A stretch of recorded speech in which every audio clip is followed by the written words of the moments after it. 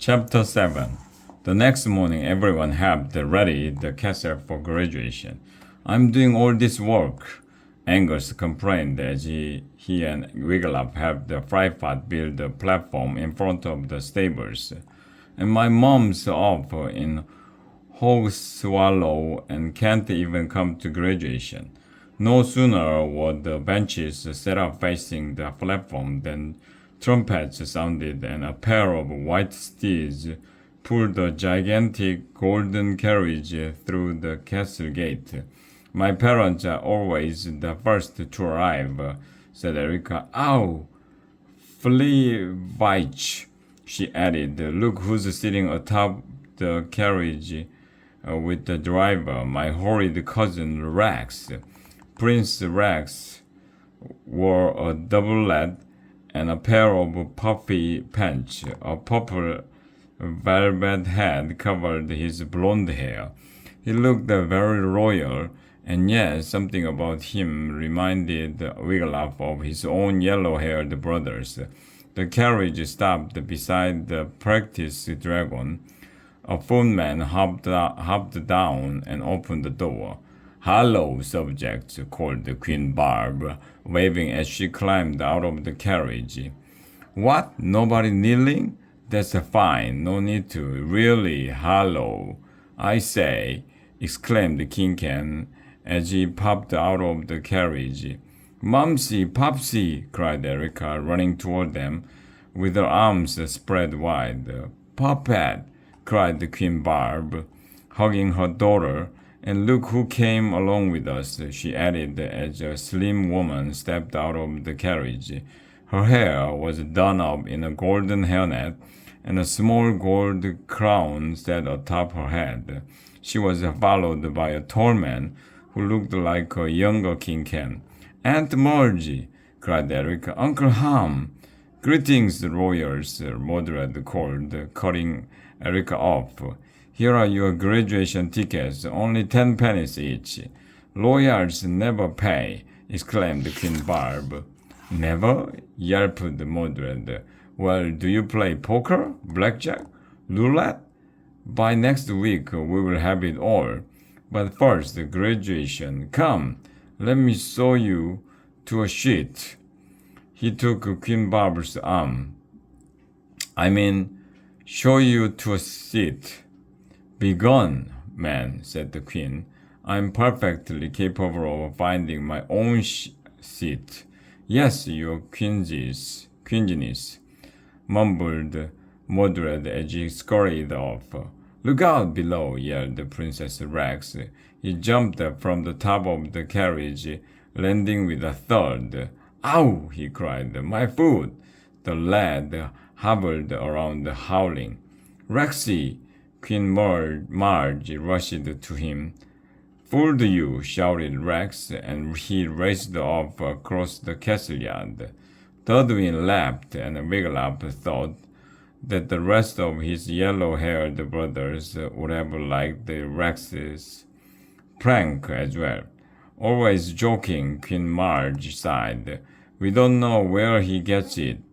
Wigglup and Angus, exclaimed Queen Barb when she spied the lads. Hello! Wigglup and Angus bowed. Queen Barb beamed a great big smile at Wigglup. A queen is smiling at me, Wigglup thought. The minstrel's fortune has come true. Still, he felt disappointed. Let me present Queen Marge and King Homer, said Queen Barb.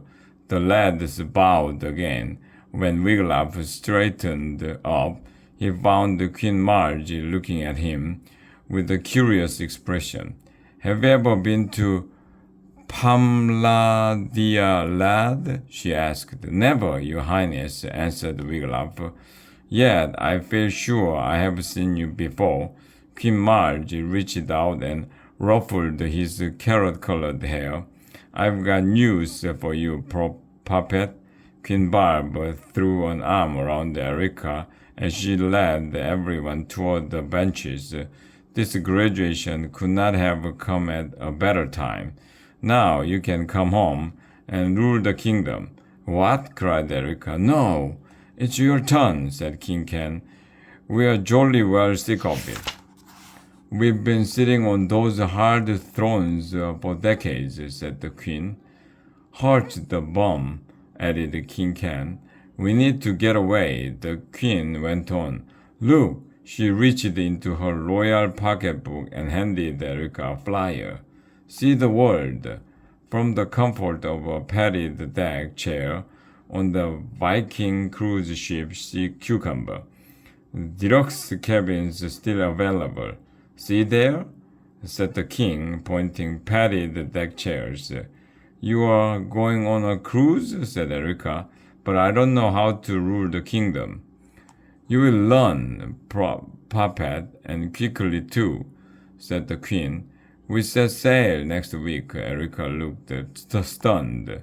You do enjoy telling others what to do, Wiglaf said to cheer her. And the minstrel said you would be a popular princess, remember? And you are also very good at deciding things, added Angers. I am, agreed Erica. She seemed to be warming to the idea. Homer and I will stay and help you until your parents return, said Queen Marge. I say, said King Ken. When does this wedding start? It's not a wedding, Popsy, said Erica. It's a graduation day at DSA. Wiglaf was happy for Erica going home to the palace. He wished he were going anywhere but back to a hovel filled with brothers who liked to pummel him black and blue. He heard the commotion. He turned and saw a crowd battling through the castle gate. It was his parents and his 11 yellow-haired brothers.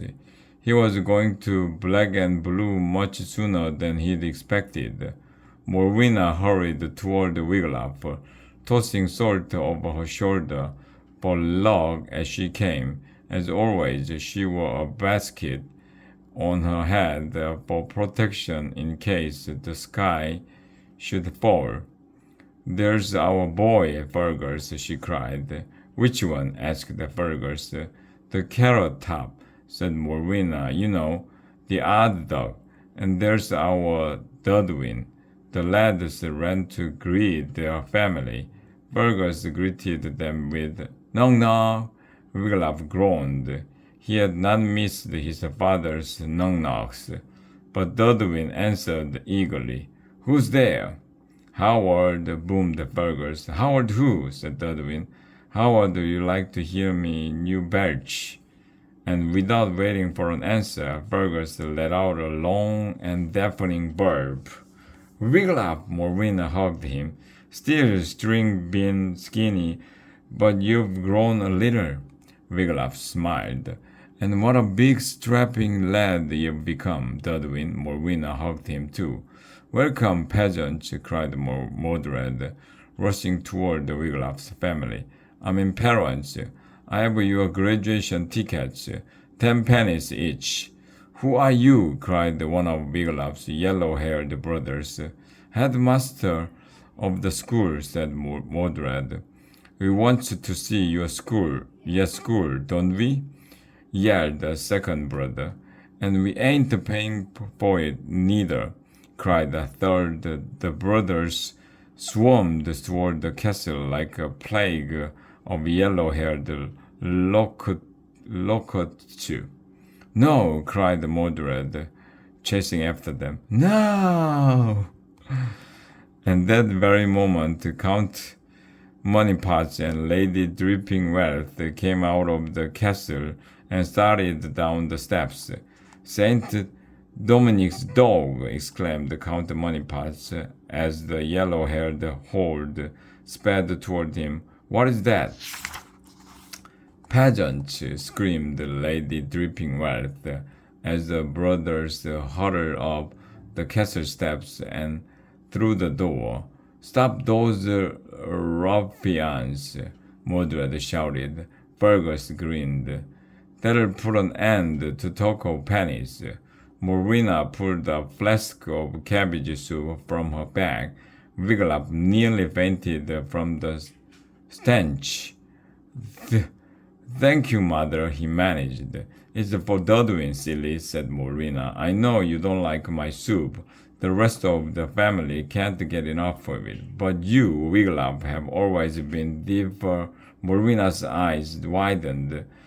There's Queen Barb, Wiglaf nodded. She's Erica's mother, and oh, I know who she is, don't I? Said Morena. I once spied her at the Pinwick Fair. It was the year they had that two-headed calf. I snipped off a bit of her petticoat for a souvenir. You what? Cried Wiglaf. Wasn't I the envy of every wife in Pinwick? Morena smiled. You were a newborn baby at the time. Wiggy say, who's that with Queen Barb? Queen Marge of Parlandia, said Wiglaf. Look at her, waving a royal handkerchief. Ah, she's putting it into a pocket and a bit of the corners sticking out. Morena smiled. Wouldn't I like to show that off back home? Mother, no, cried Wiglaf. But Morena was already making her way toward the queen. Now, Frypot stepped onto the platform in front of the castle. He picked up the megaphone and called, Families, take your seats. Graduation is about to begin.